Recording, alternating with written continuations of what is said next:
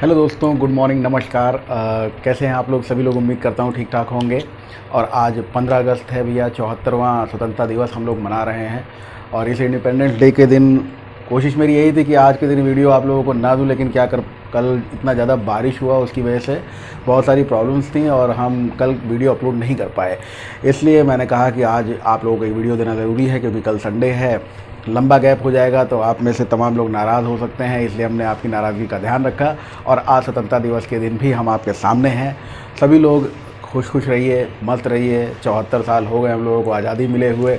बहुत ही अच्छा मौका है, मौके बार बार नहीं आते। इसको मनाइए, सेलिब्रेट कीजिए। हालांकि कोरोना ने कुछ ऐसा छोड़ा नहीं है, वरना कोचिंग में भी हम बच्चे कुछ इकट्ठा होते थे और कुछ ना कुछ सेलिब्रेशंस करते थे।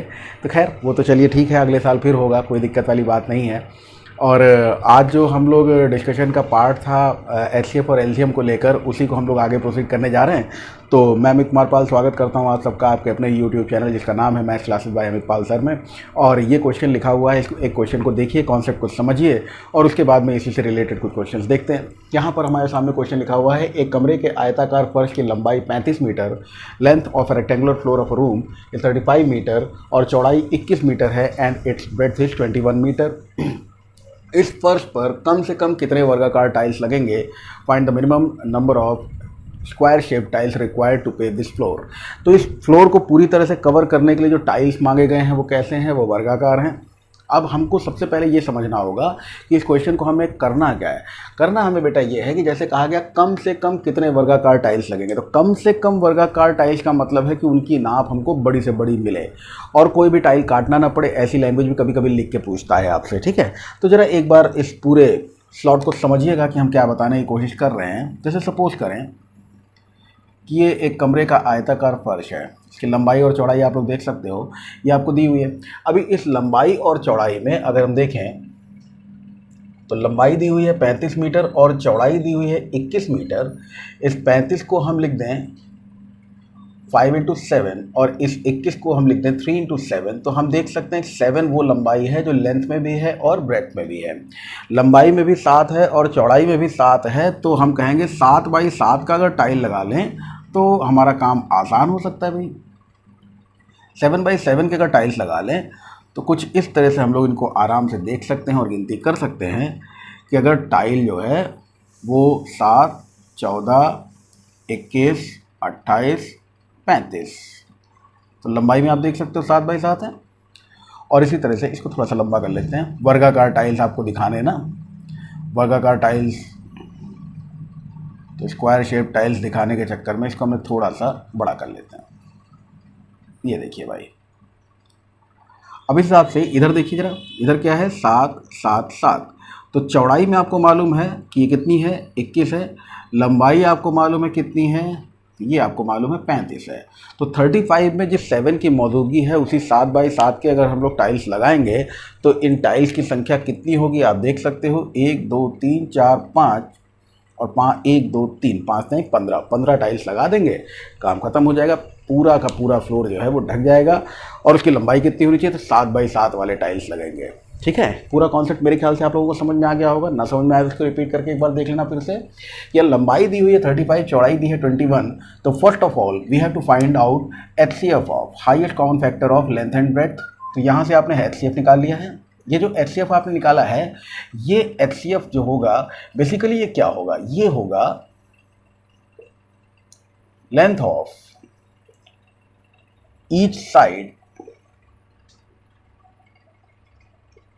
Of square shape tile.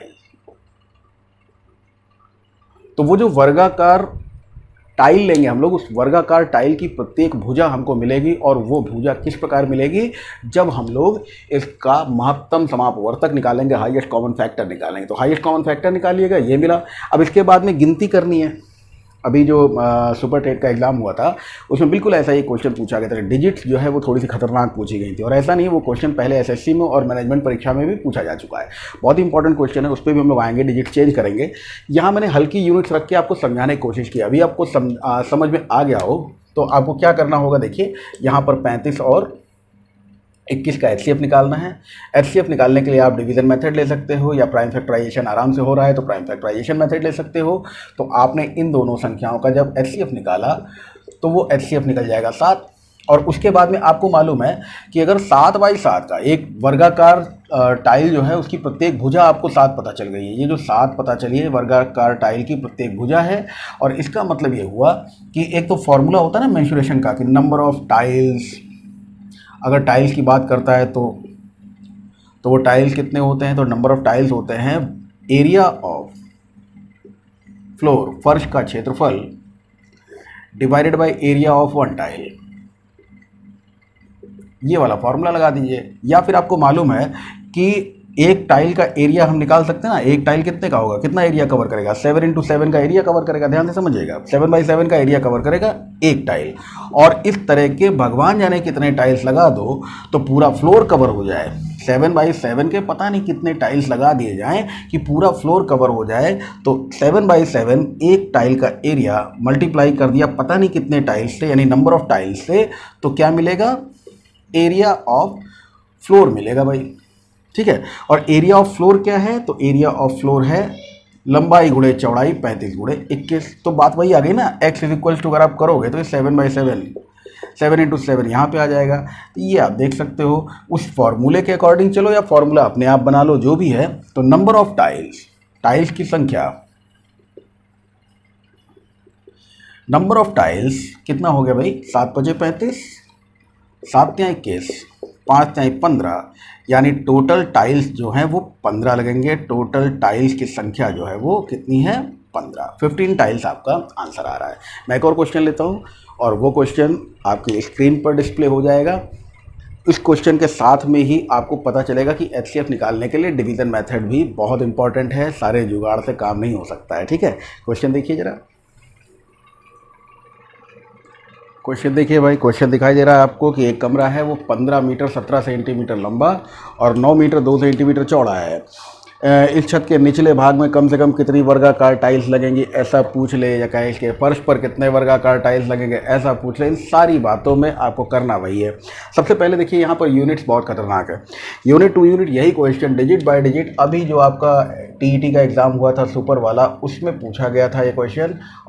इस क्वेश्चन में जैसे आप देख रहे हो कि 15 मीटर 17 सेंटीमीटर है, तो इसको पहले तो एक ही यूनिट पर कन्वर्ट करना होगा हमें। इसे 1500 सेंटीमीटर, 1 मीटर बराबर 100 सेंटीमीटर, बेटा 1500 और प्लस 17, यानी कुल मिला के 1517 सेंटीमीटर। ठीक उसी तरह से ब्रेथ की बात करें, ब्रेथ कितना है, 9 मीटर। 9 मीटर भैया कितना हो गया, 900 और प्लस 2, 1 मीटर बराबर 100 सेंटीमीटर, तो 9 मीटर बराबर 900 सेंटीमीटर, 2 सेंटीमीटर और है, यानी कुल मिला के 902 सेंटीमीटर। अब इसमें हम डिफरेंस वाला मेथड लगाएं या प्राइम फैक्टराइजेशन मेथड लगाएं, तो प्राइम फैक्टराइजेशन में इतनी जल्दी हम इसको फैक्टराइज कर पाना संभव नहीं समझ। देखिए यहाँ पर एक बात समझ में आ रही है कि नंबर इवन नंबर आपको दिख रहा है तो 2 से जाएगा, 9 2 11 और 0, 11 और 0 का डिफरेंस क्योंकि 11 है इसलिए 11 से जाएगा, नहीं 11 दूनी 22 से जा रहा है।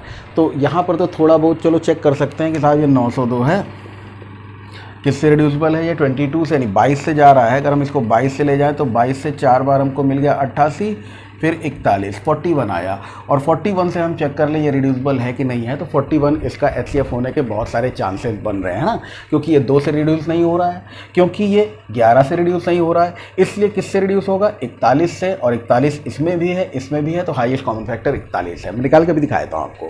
तो यहाँ पर हम सबसे पहले क्या करेंगे, हमें उसी तरह से इनका दोनों का एचसीएफ फाइंड करना है, क्योंकि हम जब इनका एचसीएफ निकाल लेंगे वो एचसीएफ जो भी आएगा वही होगा क्या, वही हो जाएगा साइड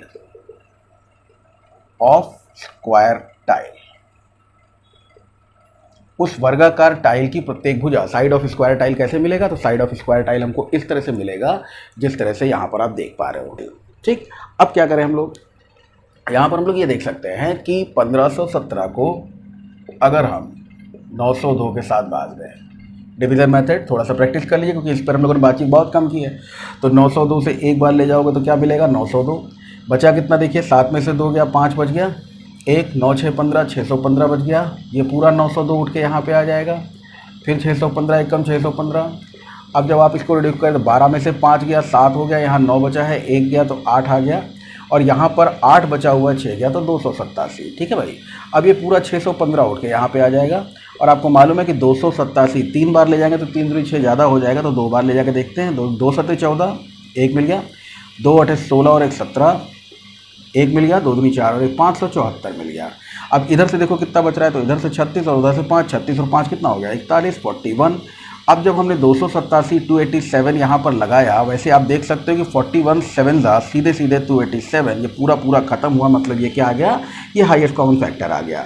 41 जो हाईएस्ट कॉमन फैक्टर मिला है, इसका मतलब कहीं ना कहीं क्या है कि side of square shape tile हमको मिल गई है। और उसके बाद क्या करना है, तो नंबर ऑफ टाइल्स निकालना है। तो number of tiles will be equal to 1517 into 902 divided by area of one tile. बेटा इसको 2 बार लिखना, कई बच्चे 1 बार लिखते हैं और ऑप्शन में मौजूद होता है, ध्यान रखिएगा 2 बार लिखना है। क्यों, a square, area of each square shape tile आप निकालेंगे तो एक भुजा अगर 41 है तो उसका क्षेत्रफल 41 गुणे 41 हो जाएगा। और इसको रिड्यूस करना शुरू कर दें। यहाँ पे हमने देखा ना, ये 41 से कितनी बार जाएगा, तो 41 से जाएगा 22 टाइम्स, और ये 41 से कितनी बार जा रहा है, देखो हम ले जाते हैं इसको 41 से 3 बार ले गए, तो 3 एकम 3, 3 चौक 12, 3 एकम 3, 3 चौक 12, 123 आ गया। 123 के अलावा कितना बच गया, ये बच गया हमारे पास में 121, 31, 33, 337, 7 टाइम्स। यहाँ पर 287 मिला, 287 का मतलब हुआ ये 7 टाइम्स जाएगा, तो 37 इंटू 22, 37 गुणे 22 हमारा आंसर बन रहा है यहाँ पर, जो भी आएगा।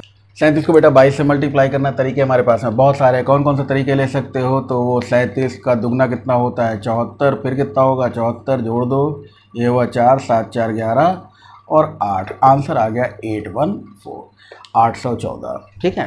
तो इस तरह से हमारे पास में आंसर मिला है इस क्वेश्चन का, क्या है 814 टाइल्स हैं। तरीका वो वाला ध्यान रखना, हमने पहले ही इसका HCF आपको बता दिया था कि 41 होगा, लेकिन हमने चेक किया तो हाँ सच में 41 था। Side of square shape tile आपने 41 निकाला, इसका एरिया कितना होगा 41 इंटू 41।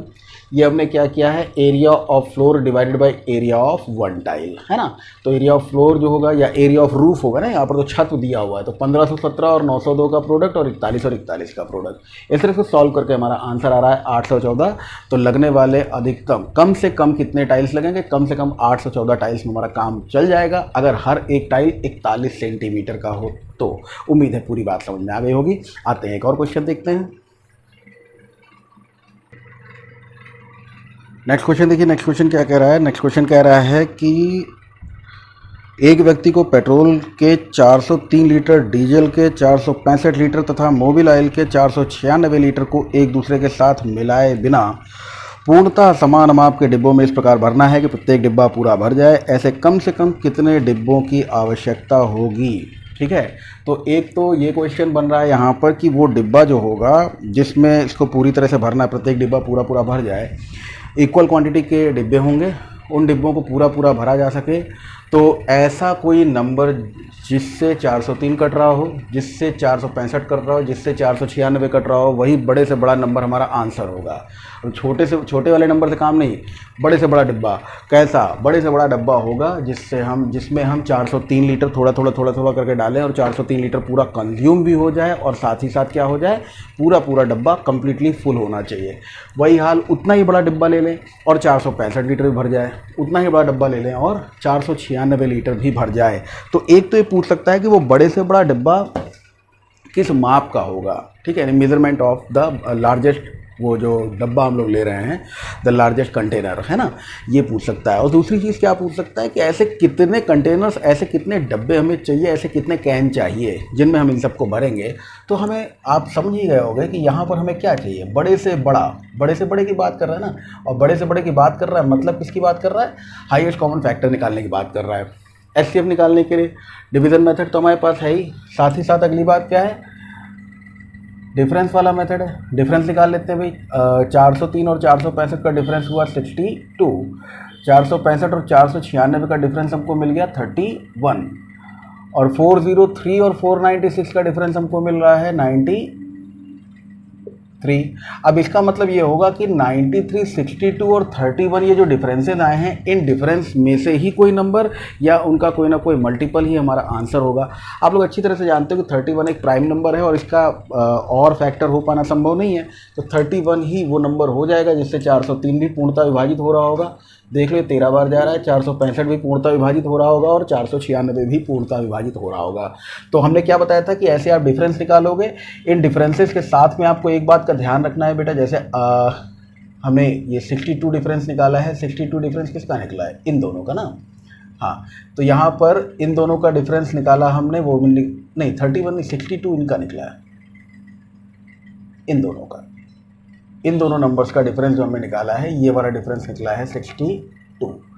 तो 62 उन दोनों का डिफरेंस हो गया, 93 इसका और इसका डिफरेंस हो गया, और इन दोनों का डिफरेंस हो गया 31। अब इन डिफरेंसेस में से आप देख लो ना कि अगर हम कहें तो 31 लिखा जा सकता है, 62 को क्या लिख सकते हो 2 इंटू 31 लिख सकते हो, 93 को 3 इंटू 31 लिख सकते हो ना।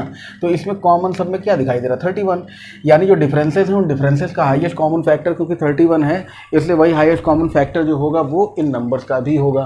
तो अगर कहा जाए कि वो डिब्बा सबसे बड़ा किस नाप का होगा, तो measurement of the largest box is 31, तो वो सबसे बड़ा डब्बा किस नाप का होगा 31 का होगा। और अगर ये कह दिया जाए कि नंबर ऑफ बॉक्सेस, ऐसे कितने डिब्बे चाहिए, number of can, number of containers, ऐसे अगर आपसे पूछ दिया जाए तो नंबर ऑफ कैन आपको मालूम है कि 403, जिसमें पेट्रोल भरना है 31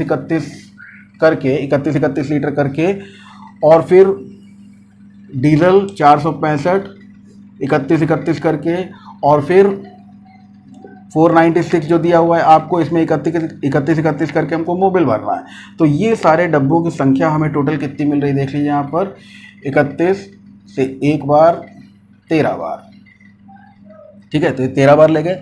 फिर इसी तरह से इसको हम रिड्यूस कर सकते हैं कितनी बार देख लीजिए, 31 से एक बार और 15 बार, 15 तिया 45 जी, और इसको हम रिड्यूस कर सकते हैं कितनी बार, तो 65, 66, 96, 16 बार, ठीक है। तो यहाँ पर हमको मिल रहा है 13 + 15 + 16, कुल मिलाकर डिब्बों की संख्या कितनी हो, तो 16, 16, 32, 32 और 12, 44। ऐसे कितने डिब्बे चाहिए, तो टोटल कैन जो हैं वो 44 कैन चाहिए, ठीक है।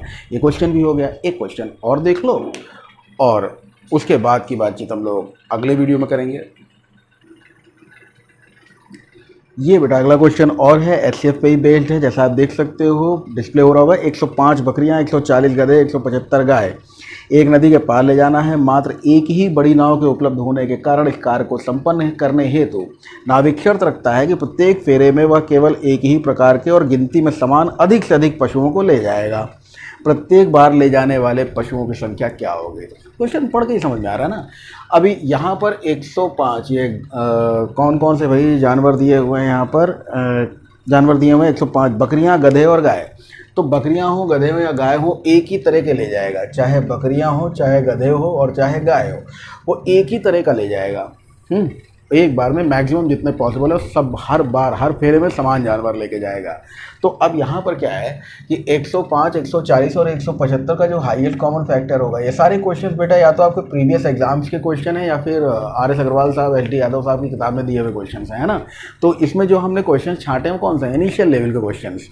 बहुत ही डेप्थ वाले क्वेश्चंस जो होंगे वो हर एक एग्जाम के लिए ज़रूरी नहीं होते, कुछ स्पेशल एग्जाम्स होते हैं उनके लिए वो ज़रूरी होते हैं। और अभी मैं जब इस पूरे फॉर्मेट को एक बार आपके दिमाग में बैठा दूँ, ये पूरी क्रीम जितनी है ये पूरी पढ़ लीजिए, उसके बाद में स्पेशल टॉपिक्स जो होंगे वो मैं शुरू कर दूंगा।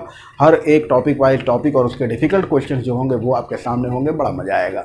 लेकिन अभी पहले इन चीज़ को इनिशियली तो समझें हम लोग। 105, 140 और 175 हमने क्या निकालना है? इनका एचसीएफ निकालना है। डिवीजन मेथड है हमारे पास, प्राइम फैक्टराइजेशन मेथड है और डिफरेंस निकालने वाला मेथड है। डिफरेंस लगा लेते हैं। तो 105 और 140 डिफरेंस मिल गया कितने का? 35 का। 140 और 175 डिफरेंस मिल गया कितने का? 35 का। ठीक है भाई, समझ में तो आ ही गया होगा। अब 105 और 175 का डिफरेंस निकाले तो डिफरेंस मिल रहा है कितने का? तो 70 का।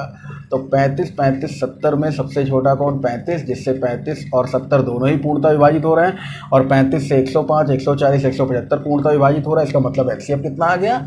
35 आ गया, 35 HCF हो गया। तो प्रत्येक बार में वो कितने जानवर ले जाएगा, मैक्सिमम पॉसिबल जो जानवर वो ले जाएगा उनकी संख्या है 35। धनंजय सिंह हमारे एक स्टूडेंट है, वो हर बार कहते हैं, उनके कमेंट्स में रहता है कि सर कोई ना कोई क्वेश्चन होमवर्क के लिए जरूर दिया कीजिए। धनंजय बेटा, आपके लिए प्लस जितने भी सब्सक्राइबर्स या जितने व्यूवर्स हैं, कहते हैं सब्सक्राइबर्स तो बहुत हैं, व्यूवर्स बहुत कम है, तो जितने भी व्यूवर्स हैं उन सब के लिए क्वेश्चन का ये है कि कितने फेरे लगाएगा, कितने फेरे लगाएगा। तो ये चीज़ आप लोगों को बताना है, कमेंट करना है कि वो फेरे कितने लगाएगा। लीजिए भाई, और आज से इस बात का ध्यान रखूंगा कि हमेशा क्वेश्चन एक लास्ट में ज़रूर छोड़ दूंगा, उस क्वेश्चन को आप लोगों को खुद ही लगाना होगा। तो ये छोटी सी बात है, कितने फेरे लगाएगा। एक वीडियो और लेकर इसी तरह के जो बड़े बड़े क्वेश्चंस होते हैं जिनमें सीधी सीधी बात नहीं करता कि वह छोटी छोटी संख्या बताओ, वह बड़ी से बड़ी संख्या बताओ, ऐसी बातचीत ना करें, बल्कि कुछ और लैंग्वेज में वो क्वेश्चन हो और क्वेश्चन रिलेट करता हो HCF और LCM को, वैसा क्वेश्चन लेकर मैं आपसे एक वीडियो और लूँगा जिसमें LCM से रिलेटेड कुछ क्वेश्चन होंगे। ठीक है, आज के लिए इतना ही रखते हैं भाई। एक बार फिर से सभी लोगों को स्वतंत्रता दिवस की हार्दिक शुभकामनाएं। न सिर्फ हमारे देश के जितने बंदे हैं उनको, बल्कि विदेशों में जो बंदे बैठे हुए हैं हमारे देश के और वहाँ पर हमारा नाम रोशन कर रहे हैं, हमारे देश का नाम रोशन कर रहे हैं, उनको भी हमारी तरफ से स्वतंत्रता दिवस की हार्दिक शुभकामनाएं। चलिए आज के लिए इतना ही रखते हैं। Thank you.